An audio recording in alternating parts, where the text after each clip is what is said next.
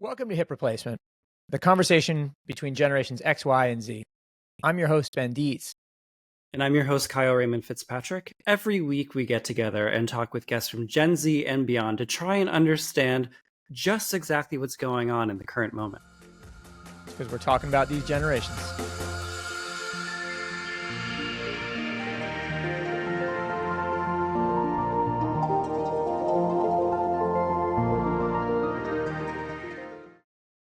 Okay, everybody, we're back. This is episode 3 of Hip Replacement. Kyle, who's with us today? So we are here with a kind of mutual, let's say, Dejaih Smith, who has popped into, let's say, the comments of the Trend Report many times. I always love when Dejaih shows up, and I sort of mutually know Dejaih from the social media manager world, because she's a part of the Silence brand sort of collective and does Pretty Little Marketer, which has a column there actually. And does a lot of really cool stuff. Is really cool in the marketing space, really sort of into and aware of what young people are doing online. I think Dejaih has a great point of view. So welcome, Dejaih. Glad to have you. Thank you. Thank you so much. I really appreciate it. And Dejaih, where do we find you today? Today I am at home in Houston, Texas, actually. All right. I have nothing to add about Texas. Sorry, I don't. No, it's okay. I was expecting to, provide some sort of hot. Great. Wait. Detail. Dejaih, were you hit by my parents are in El Paso. Were you hit by the sandstorms or like the dust storms that were happening? I assume not. Because that's more desert. But yeah, no, not necessarily that. I know there were some tornadoes. We keep getting like random thunderstorms. We had one really bad last night. So other than like a tornado or like random heavy rain, not too much of that going on. Damn. Got it. That in a funny way leads us to the first thing I wanted to ask you two younger people about, because I went to the staging of a tornado on Friday night, if you believe it or not. Mm-hmm. So I'm talking about the New York City premiere of Harmony Korine's new film, if you want to call it that, Baby Invasion, which is, and I wrote about it in my own newsletter, but it's less like a film than a live stream of a very nihilistic video game about a gang of essentially like Grand Theft Auto type people who are breaking into obscene homes in Miami and robbing people. It's called Baby Invasion because AI scrambles their faces and makes them appear as babies. So it has this very surreal thing. So I was watching it, and don't know how many thoughts you guys have about Harmony Korine's, generally speaking, but watching it was kind of wild to me because I kept thinking, is this the future of movie going and film? It feels like a live stream video game. There are comments that are flying through the screen at all times as if people are really commenting on it. There is no plot. There is no discernible action. You could show up at any point after the first minute and stay for as long as you stay for 1 minute or stay for the full film, and you'd get the same level of sort of, exposition out of it. Anyway, am I just too old to understand this? I have a lot of thoughts on this because I thought you would. And Dejaih, I'm very curious about your thoughts because you probably are, let's say, closer to, and actually, really subject you want to talk about. But I think that yes, quote unquote, the future of say media is in the more sort of online live streaming live spaces, which is just transferring television online. However, I don't think it really works the other way around, where it's this is a live stream that's just in a movie theater, that it's a fictionalized performance of it. I don't think that necessarily works. I think it is one thing to sort of be a sort of artistic expression, but I think and I know that he is campaigning really hard to be I'm an edgelord, I'm a Gen Z at heart. I worked with Travis Scott. I think he made another similar movie, I think, with Travis Scott, but it's that is all well and good, but I don't think, and I could be wrong, I'm not talking to 17-year-old boys often, but I don't think that they are rushing to go see Baby Invasion in the way that I think maybe the art house people are rushing to see it. Because I think those are different worlds. And I think he's talking about this big game about oh yeah, teens, that's great, but also you are if this are really happening, I think to the point of something, Dejaih, I know you want to talk about, it's it would be Kai Cenat doing it on his feet. Like that would be Yeah. what it was. So like I Yeah. think it's using a vocabulary of a lot of internet stuff, but I'm not sure. It may be the future of cinema, but I don't think it's the future of streaming, if that makes sense.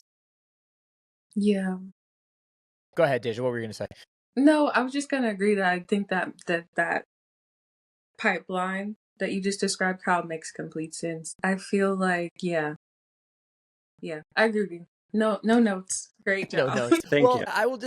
I will say this. I mean, it's funny you should, Kyle. My response to that is there does seem to be a little bit of confusion within the Edgelord universe, as far as I'm concerned, about who the intended audience is, and that's true for all of the projects I've seen. Like the skate video Totally isn't really for skateboarders. Like the skateboarding is okay, but it's not fantastic. The graphics are all really interesting, but it's almost like skateboarding gets treated as a you know, a reason, not the actual performance itself. And the film, similarly, it's like it's a sort of a showcase of like, look how crazy this can be, without it being actually all that like relevant. That's a really interesting point. It's like I mean look, hey, Harmony has made a career of sort of like grabbing things off of like the cultural shelf, let's call it, at the moment, and then like running with it and doing something with it. So like it does a really good job with that. But like I think, to me at least, like I'm sort of curious what the sort of return on, and not that there has to be a return on investment, but like the return on investment on that at his sort of big age, let's say, because like I think it's very different, you know, his earlier works where he was like dialoguing in the thick of that versus like now where like it doesn't seem like he is as intimately in the thick of it. Because like if that were true, like I feel like this movie would have come out like 5 years ago. You know what I mean? Yeah. It's you know, I said it feels like a kind of a what the kids are into. It's his what the kids are into project, and I don't know if he actually talked to any kids. Well, I think to that, I'm curious then, like, and again, I don't know if it would actually be a quote unquote movie. I have one idea in mind and I don't know a lot about it, but what do we think is actually an expression of like what the kids are into as a movie, let's say? Is there a contemporary example? What do we think that is? If this is not it, you may not know. Deja, I'm gonna throw to you. You got any good examples? I feel like it's so all over the place though. There's so many interests that you would have to really tap into your psychographic bag to like make sure that there's some intersectionality to make sure that what you're going to put out to that group, whether it's like younger Gen Z and older Gen Alpha, that to like make it worth your while to make something for them. But I think there's a lot of leaving them out. So I don't think we truly know what they want, because it's, someone mentioned like there's no more limited to, there's no more justice. Like, you know, Abercrombie and Fitch and Hollister are pinning towards more older Gen Z, younger millennials. So it's just like there's not really a place in society for them from music other than Kids Bop. Again, no real like tween show. So it's like I had Hannah Montana. It's like, what do you have? So it's like I haven't even heard anything about that. So, but it's like really, that's a really good point, because like most of that is like now online, and like they've sort of gotten squeezed there. Well, as a result of that, there's Skibbity Riz, right? Yeah, Skibbity. Yeah, there is that.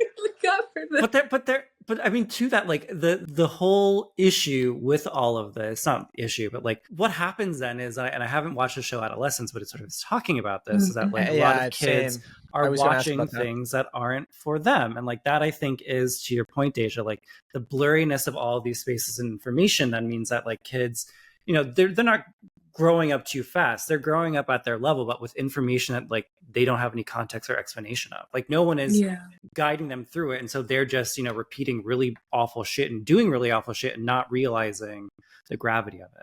Well, it is one thing that the just to be very clear, like, and I wrote this, like I didn't like the movie, quote unquote, but I thought it was very effective. And I am glad I went. I don't want to necessarily do it again, but I'm glad that I went, and I would recommend it to people. It's like an art show in some respects. Like, don't need to do that again, but you should go see it. And but the reason I bring it up is that one of the things that it does, and I thought was most effective, is that right at the beginning there is a title on screen, and it says this is a film, and then the word "not" drops into it. This is not a film. This is a game. Word "not" drops into it. This is a game. And I don't know the exact verbiage, but what it basically says is like, this is happening right now. This will always be happening. We are in endless time. And it sort of recaptures the idea of the big flat now, right? Like, we are in this timeline agnostic, just media state where everything occurs contemporaneously. And I thought it made a good point of that. I thought, it illustrates why, we are out of temporality. That's a fair point. And I think like the other thing that I was sort of having in mind, and I want to watch it because at first I was like, that's dumb, but then I read about it, I was like, that's actually fascinating, I want to watch it, is the Grand Theft Hamlet movie, is more, I think, probably more like a documentary that takes place within Grand Theft Auto. Right. So this is the play. Now, as I understand it correctly, because I haven't watched it either, this is the Shakespeare play Hamlet enacted in the environment of Grand Theft Auto, the video game. But it's I thought initially I was like, oh, they're just doing Hamlet and Grand Theft Auto, whatever. But like, it's not. It is and isn't that, because like, it's about the process of this group of, let's say, performers trying to adapt it. And from what I've read, trying to adapt it from within there, because like they weren't able to get together, whatever. I think it was maybe a COVID thing. So they were using like Grand Theft Auto as a performance and like practice space. So like, that is really fascinating, because like, that is like, it's not necessarily like for kids, but I think to the point of flattening all eras, like you're talking about like a classic human play, a definitive piece of human art performed and sort of like approached through the means of a very futuristic item. So like that, I mean, I think that's a fascinating thing. I don't necessarily know if that's the future of media. I don't think it is, but I do think it's a good sort of like barometer or whatever of how things are. Yeah.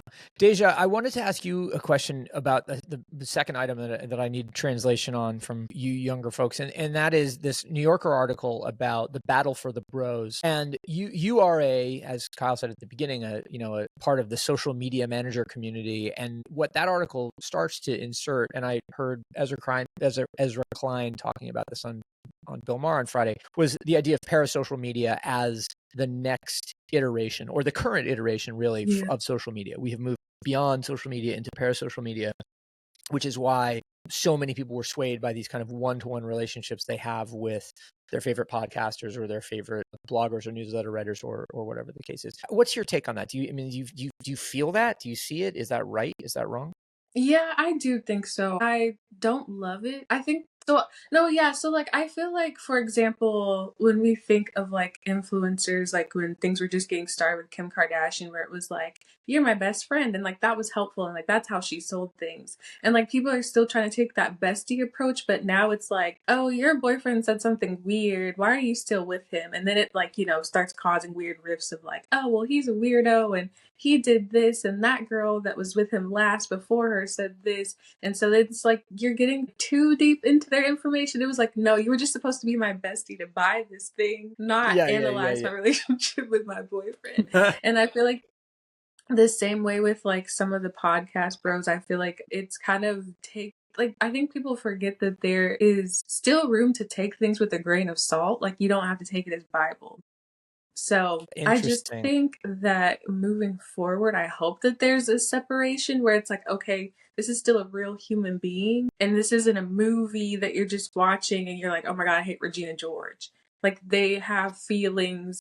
They're gonna have to move on from it. It was also interesting, like, seeing the Love Island USA cast specifically come out, and they were like, oh, we hated her on this show, but in real life she's actually not that bad. But you also have to remember, like, there's a little bit of this that's like construed and put together by the producers, whereas they probably wouldn't have acted like that in real life. So that's, of course, I'll put that there for now. And what do you all have to say? Kyle?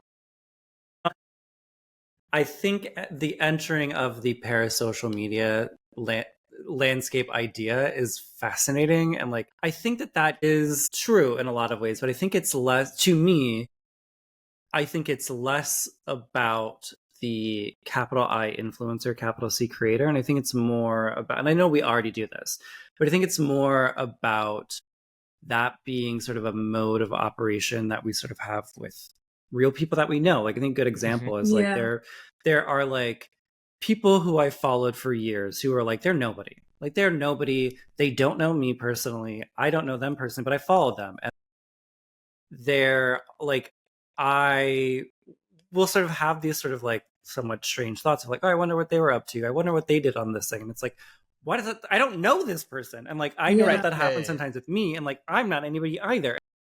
It's just, that's not true. Well, thank you, but it is true. But it's like, it's a sort of like the internet is a high school, and like you're constantly like seeing and meeting people, and like, I don't know Regina George, but I have a lot of thoughts about her, blah, blah, blah, blah, blah. And like, that's a really, I think that is increasingly where it's sort of, to me, where it's sort of going. And like, I think how that sort of relates to the sort of like the battle for the bros and the fucking podcast conversations I feel like we have every month, not we, but like media has. That like, I think it contributes to this. Like, and actually we saw a really good example of this weekend. If you were on Twitter, it was arguably the most watched or viewed Twitter. Oh, you got to tell me about this, because I was not. So there's this psychotic, I wrote about it in the Sherman Report, but like there's this psychotic, I don't know, the expression of it is psychotic, but he's this fitness, I think Ashton Hall, I think is based in Miami, who does like these deranged, unhinged, like totally serious, like I wake up at 4 a.m., I work out, I like watch TikTok, I dunk my face in ice with bottled sparkling water. With lemon, mind you. With lemon. I go to the gym and like run on the treadmill for 10 minutes. I jump in a pool for 3 minutes. Like, it takes me 3 minutes to jump in the pool. It's absurd. He rubs a banana in his face. Like, he has like a servant. It's absurd. But like, yeah. I mean, granted, he has like 8 million followers on Instagram, but like, that's not the first time I've seen a video like that, number one. Number two, there are so many guys or so many people who want to be that, who have like 1,000 followers.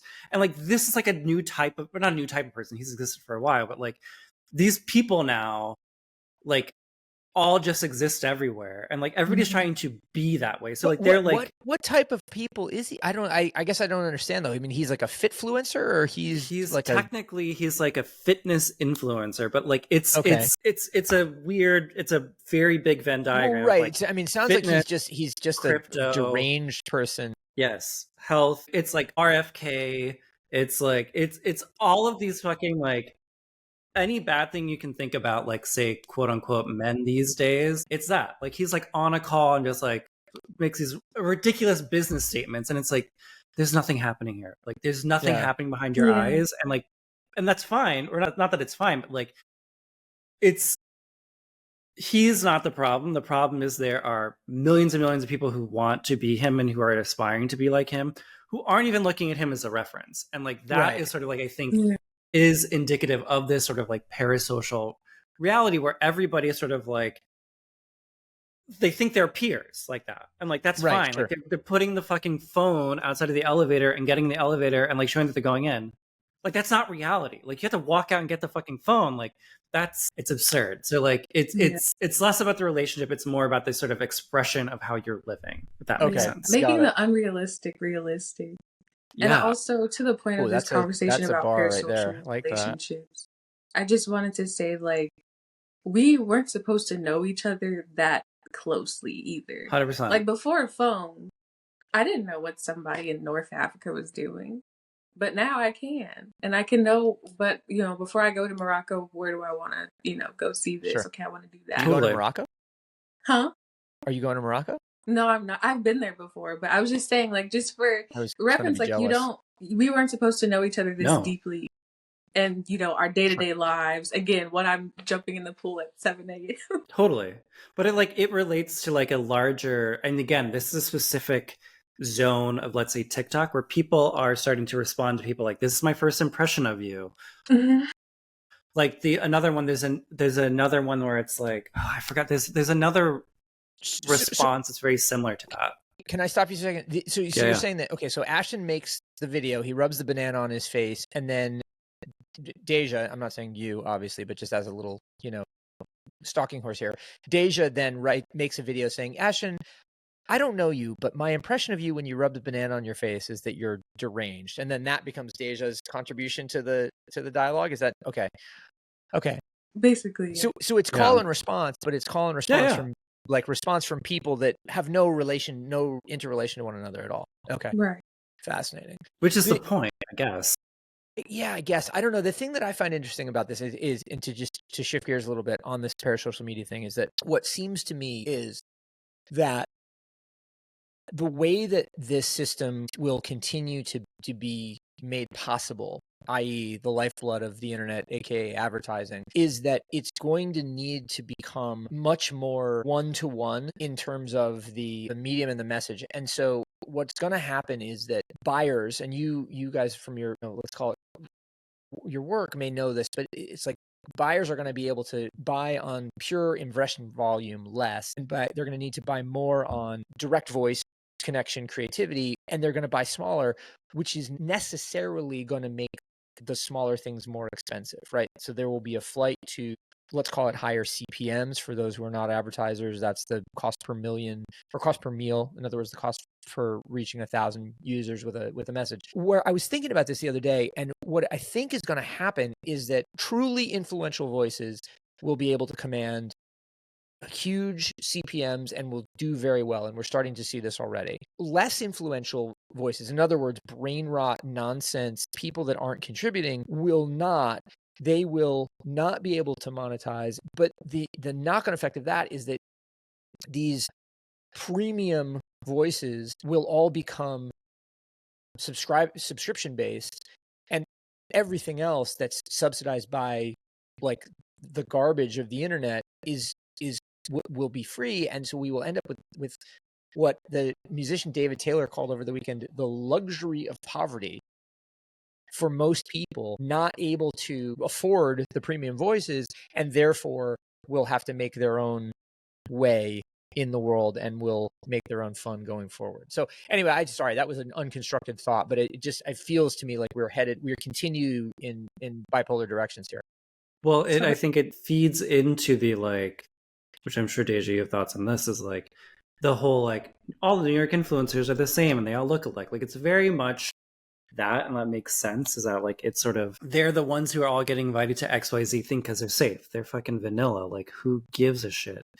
Of course they're going to get hired because they're that. But I think there are the sort of outliers who eventually become the insider. I think a good example, and I know I've mentioned him before, and I know you brought him up in our correspondence stage, is Kai Cenat. Kai Cenat, if he was just doing what he was doing right now, from the beginning, let's say he would not register, he would not be on those things. But it took that sort of being from the far left coming in as far as expression of what he's doing to then become the mainstream. And now there's so many people who are aspiring to do what he does.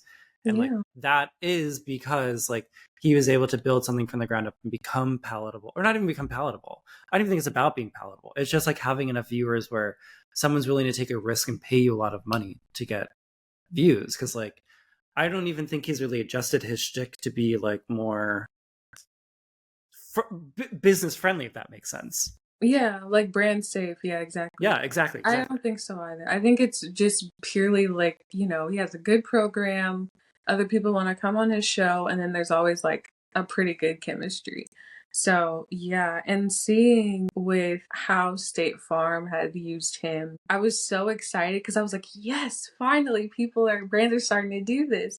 So it's just nice to see that, with what his feature, commercial TV is not dead, but you can also use streaming to amplify that as well. So if we're not on TV, if you quit cable back in 2020, like you said you were going to, and you're strictly online and on streaming platforms, and YouTube being one of the biggest ones between podcasts and things like that, and where people repurpose their Twitch streams or things like that, it's having Jake from State Farm in the video reviewing the TV commercial made complete sense. And again, there was nothing extreme, no big lighting or anything, none of what who Totally. Kai Cenat is changed. It was just a matter of bringing this in, embedding it into the intersectionality of his platform, where also too I was like, how many of his usual audience, which is likely under 18, would be using State Farm right now? So it's just like the fact that, again, this is going back to our Gen Alpha, younger Gen Z conversation of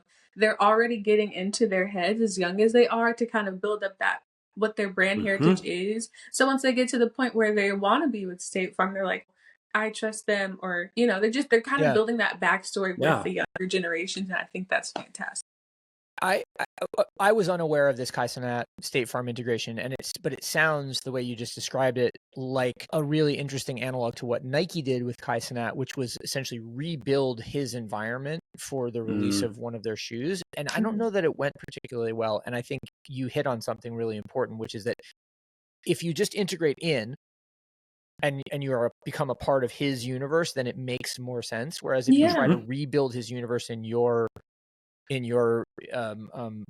vision, it doesn't. It's like him in that T-Mobile spot with Snoop Dogg. Like, he looks so bored and not, you know what I mean? Like, he's getting paid zillions of dollars. He's not into it at all. Whereas you can just imagine him in stream. Okay. Yeah, well, I think it goes back to the baby invasion thing too. It's like you're taking something out of the context of where it sort of thrives, and so it doesn't make sense. And like, I think that's like, part of me is thinking like, oh yeah, you can clip out part of his stream and make it an actual literal commercial, but like, that's not going to work. People are going to be like, what the fuck am I looking at? So like, it really is like, you have to go to the home territories and like, let them just do their thing. Like, I think even another good example is when Kamala did Call Me Daddy, whatever that fucking podcast is. Daddy like, podcast. Call Her Daddy. With Alex. Was that, like that technically was home territory, but like, it wasn't. It was technically a Kai Cenat for Nike thing, because like, she rebuilt her whole fucking studio. Of course it was going to be weird. Of course it didn't do well, because neither of them felt at home like that. Right, sure. Whole other thing, but like, to your point, home territory, like, that's really powerful, actually. Yeah, I like that. That's a great sort of way to frame it, to say it. Okay, well, one thing to move topics along. We've talked about the battle for the bros, and then Kyle, you posed in our prep work, possibly the most powerful millennial in the world. Yeah. I was like, that was great framing. I mean, it was really, I mean, I don't like it, but it was prescient. Our vice president, JD Vance, possibly the most powerful millennial in the world. Yeah. So that's like been on my mind for a few weeks now, is that like, AOC, love AOC. Love like the squad, love these people, and I'm like, they're great. They would be so great for AOC to be president, whatever, and I'm like, she'd be a millennial, etc., etc. And then that's sort of like, by that I was like, wait, we have a millennial already in the White House. No one is talking about that, and that to me is sort of, I mean, this is a manifestation of how evil he is. But like, I think it's very interesting that, say, like, the first millennial in the White House in a leadership role is JD Vance, and a Republican, et cetera, et cetera. And like, arguably now he's the most powerful millennial in the world, apart from like Zuckerberg and those people. They don't count. I'm talking about true power. Like, I can cause a war. Like, that's something. Right. Sure. Well, I get like, okay. Well, I had a thought while you were talking. I wonder if, okay, so if we say that JD Vance is evil, is he lawful evil, neutral evil, or chaotic evil? Definitely chaotic. You think chaotic? He's neutral evil, maybe, but he supports the chaotic. So that 100%.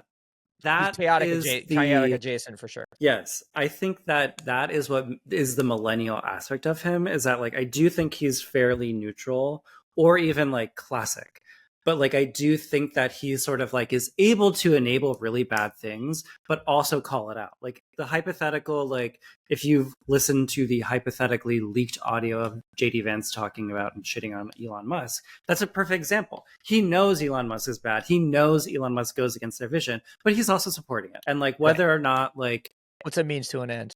Whether or not like that audio was real, or he actually said it and he helped to get it out in the world, or someone leaked it, I don't think that it matters. I think it's sort of like, it's a good example of like the sort of millennial expression, is that it's like, I recognize things are bad, I might be trying to work on it to undo it or whatever, but like I'm still like, I can recognize the system for what it is versus I think like either being like, yeah, get Elon in there, which I think is a more Gen Z thing, or fucking matching his crazy, which I don't even know what that would be. Dejaih, what about you? I mean, is it, I guess from your standpoint, are you thinking about the way in which the generational, I don't know, DNA of these people affects the way that they govern or the way that they operate? Because I hadn't thought about that really until Kyle mentioned it. Yeah, exactly. I hadn't thought about it until Kyle phrased it that way either. I think it makes sense for those that are in his same vein, that same kind of conservative background, traditionalist. Like, I feel like he's a great representation of that, like a mirroring of that. But I would also venture to say that the majority of us millennials are probably more liberal or at least neutral in the sense of like, can't we all just get along? Because we've also gone through so much chaos since the turn of millennium. So it's just like we've been through enough, like we can do this. I feel like we're more together than any other generation that's come before us. So I would say he's a good mirror for those that are, like I said, are like him in that same vein, but I don't think he represents the whole of it entirely, which gives me hope. No. It's more like what you, I guess, from my standpoint, it's more the question of, does it have implications, good, bad, ugly, that our vice president had Hannah Montana? Right. And it's like, and this is the path that you chose. Yeah. I think it goes back to your podcast bro thing about how I think I've seen some conversations about how some of those, like I would say, those men that are in his same kind of vein have found solace in people like Joe Rogan and Andrew Tate because they are speaking to them in a way of they're included versus I guess what they're receiving on the outside is women can do anything and women empowerment and Black Lives Matter. And it's just like when you see that, none of that says white men are valuable. None of that speaks to them. That's so right. it's just like there's that place of very conservative, very traditional, again, very chaotic, where it's like that kind of speaks to maybe not them being chaotic, but some other things that pull out, hey, I matter here. And let's build up this space because they're talking about me and how this affects me. And no one else is talking about this. And I feel like everyone has forgotten about me and what's supposed to be good for me. When I'm just like, all you have to do is look back to the beginning of how this country started. And you have been important since the beginning of the inception. Yeah, for sure. But somehow we've gotten to a point where they don't feel like they mattered. But that's the thing. I mean, like in the big flat now, we are just now. Right. Yeah. And right now I'm being excluded, irrespective of the fact that I had all of these advantages going forward, in the past, and probably will have some going into the future. I think I think all of that is like definitely true. And I think here's the thing that I quote unquote scares me about JD Vance, and that I think is sort of really important. Quote unquote scares you about JD Vance? I mean, well, there's myriad things, but like I think like there's another aspect that I don't think that he's really tapped into yet, or that we've really, as a culture, really sort of like let sink in. The millennial aspect is that like a few things. Like number one, he is really good at the internet. He's really good with memes. Like that's one thing. Like he's the first highest office person to understand how digital spaces work. Like I think a good example is his sort of like take on the JD Vance meme was well done. He did a good job at that. And like he's clapped back at people online, which is surprising. He's the vice president. Right. And granted, Trump does that, but like he does it in a way that's very tech literate, very social media literate. The other thing too that I think is also very millennial about him is that like everything that, if we think about everything in his career and where he is now and everything blah blah blah, it's like it's all based in that financial trauma. Like he literally hillbilly elegy, like everything is a decision coming out of like this sort of like the reality that so many millennials and younger and older, whatever, but like very millennial, like having these sort of situations. So he said yes to Peter Thiel and to Hollywood and to Trump and whoever will sort of pay him because he needed that. He had the luxury of poverty. He had the luxury. Totally. Exactly. And so sorry, as weird and bizarre and obviously inappropriate as that term is, it's kind of a remarkable framing. Absolutely. And like I think to that, and like that brings us to the final thing, is that like when he gets closer to his final most evil form is going to be, I think, probably his most millennial form, because like we already have it there, meaning that like he's married to Usha Vance, who's like, she's an Indian woman.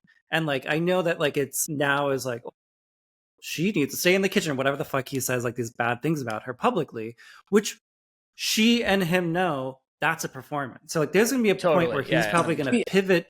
He's gonna pivot to be more palatable and probably lean on her like once Trump is done to then appeal to more millennials and be like, look, I'm actually very progressive and I'm this and I'm that. And like that's gonna be a Trojan horse for very bad things. And like he knows what he's doing, and like again, he's a smart millennial. There's a lot of smart millennials. He's very smart.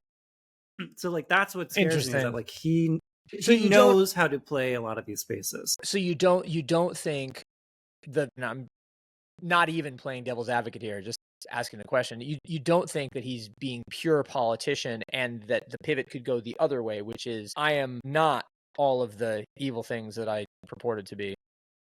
I think he's going to pivot to like, I'm a good guy, and then like get people in, and then pivot completely to authoritarian. Yeah, exactly. Oh, 100%. Then he's going to be full on Hitler. He's going to be like, well, I was poor, you got to be poor too. Like he's going to be awful. Yeah. All right. Well, maybe we'll end on the happiest place in the world, happiest place on earth, Disney. Totally unrelated to JD Vance. I just want to be clear about this because Bobby is somebody that I'm friendly with. But so Bobby Hundreds has just been named the EVP or some special super delicious VP of consumer products at Disney. First of all, congratulations, Bobby. But Kyle, you highlighted this one. Tell us why, and then Dejaih, I'd love to hear your take on somebody like Bobby stepping into that machine as somebody who is part of the, social media management community. So what's interesting to me about this is like Bobby Hundreds having ran the Hundreds and like having a really successful shop, not only in LA, but like internationally, et cetera, et cetera. It makes sense that he's sort of in Disney. I'm surprised it took this long because like what is happening as a result of putting him in this role is that like they're basically going to do this sort of like Funko Pop Supreme mischief sort of thing in-house there, which I don't know about you all, but like, and Dejaih, I'm curious about your take, given social media and younger people, let's say, quote unquote, is that like, I think in this social economy, ironically, I mean, when everything sort of changed in November, like, I don't think that's going to work. I think that audience doesn't exist. I think this is a little late. I think it's a good job, good role for him. I think that'll be exciting, but also, the Bobby that I'm in a relationship with worked at Disney for 10 years. And I know that there's a lot of bureaucracies and whatever there. So like things will happen, but also I can't imagine it's going to be that wild. All this to say is the reason why he's there is to appeal to the kid alt market. That is really what this is about. That's right. And like, whether or not that's going to pan out doesn't necessarily matter, meaning times are changing. But like, I do think that's sort of like the more liberal leaning millennial Disney adult who does have money and goes to Disney 3 times a year is going to have better things to buy. But does that matter? Who knows? Is that going to reach kids? Which I guess is over to you, Dejaih. Like, what do you think? And is it going to play on social? I agree with you. I think it is late. Just given by like some of the things I was seeing already online, where from a merch aspect, people were like, where was that when I was this age? Or where was this when I was XYZ? So I think that there is like a want for it, but like you said, that Disney adult that has money is going to probably end up landing on being that person. But I do think it will take whatever programming Disney has going on, if it is towards that younger Gen Z or older Gen Alpha, that may hit towards, but I know they're trying to focus a lot on like streaming and influencers too, so there might be a space for that could potentially appeal to them through some of those avenues that Disney decides to take. But I don't know. I am excited though to see how it fleshes out. But in these beginning stages, I think it'll be a learning curve with where Disney's trying to go. They're figuring it out. I mean, for sure. And then beyond that, Kyle, it's like the thing you said about your Bobby at Disney. Like I have a little bit of experience as well with that bureaucracy, and it is massive, and it is slow moving, and it is difficult to penetrate, and you need very high level executive sponsorship and so on and so forth. So I haven't spoken to Bobby Hundreds about this, but I'm going to be interested to hear sort of what the behind the scenes tea is on a lot of it. I do think you're right though, that where it ends up being the people who want stuff from Disney get better stuff to buy totally long term. And so I just hope he has that like Pharrell effect on it though, because I feel like everyone's jumping at Louis Vuitton right now, and seeing, I think the creativity or the creative freedom of Pharrell at Louis Vuitton has excited people to buy and purchase. They're like, oh, okay, well, if you're That's making that, I will interesting. find the money to buy That's really Right. interesting, Deja, because I think that the narrative in fashion circles is that partnership is not working. To hear you say that people are now jumping at it and attaching to it makes me think that it's probably down to the fact that it hasn't been given enough time Yeah. to Totally. settle. And it only now, and the problem is that we live in such a short-term world where everything is an instant reaction to the instant we're in, that it may not be given time. That's fascinating. That was my question for about Bobby Hundreds was like, I hope he's got a 3-year deal, 5-year deal, whatever it is. Yeah, and to he has see it runway. Seriously. He has runway. Like, did I think that adults would be carrying around these little childish or childlike bag charms? No, but No. I see like Lori Hirschleifer with all this stuff, and I'm like, I want to be that cool even when I'm her age. Yeah, what so was it's it? like I just read about a Chinese one, the Labubu. Labubu. There we go. Yes. Thank you. yes. Thank They you. sell out every yes. time. It's gigantic. And they're like little evil monsters. And I Fendi heard did about- that with their little Fendi monsters years ago. Did well, yes, but now, like, to the point where you literally can't keep it on the shelf. Yeah. Well, it speaks to the treats as well, which kind of in a certain way, funny enough, brings us back to the beginning, which is, this kind of gamified everything, where we are all looking for like the little marshmallow or the star or the coin or the little side quest or whatever to fulfill our sense of self. Wow. I was going to say, like, unfortunately, that's exactly what Shein does, and that's why it's successful, is it's gamified shopping and fashion, which is like something that probably... Oh my God. The way my mom feeds her dog every day for like little prizes and free risk. Yes. Yeah, it's exactly that. It's crazy. I would not be surprised if Bobby is going to bring elements of that. Not that he's a Shein anything, but like bringing in more contemporary shopping experiences. And then on top of that, like, are the sort of heightened brand collaborations to the point of Pharrell, which I think will probably happen, mean anything given that, like, Disney has done some major label collaborations already? It would mean something to the people that it does matter.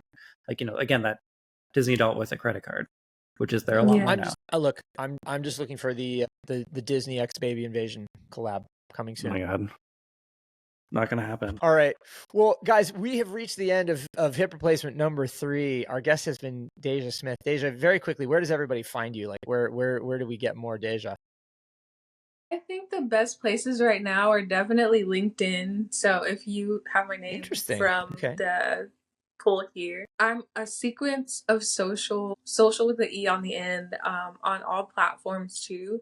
And definitely check out all of the stuff that we're putting out with Pretty Little Marketer. The blog is brand new this year, so it's myself and others in the space that are either experts on personal branding or, again, other aspects of social media, whereas I focus on trends, specifically on social media and internet culture. And then, again, obviously, also Silence Brand. We put out trends every day. I think I found like 15 that's going out today. Wow.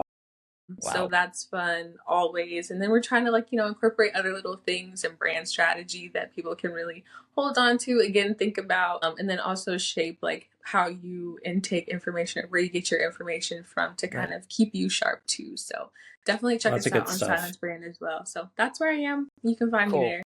Well, thank you for being here, Dejaih. Appreciate it. Kyle, great to speak to you as always. Every week we do this. So thank you for tuning in. Tuning in again next week. Please subscribe and all of that fun stuff on your various podcast platforms. I don't know. Kyle, until next week. Until next week. See y'all. Thank you. Thank you. Bye.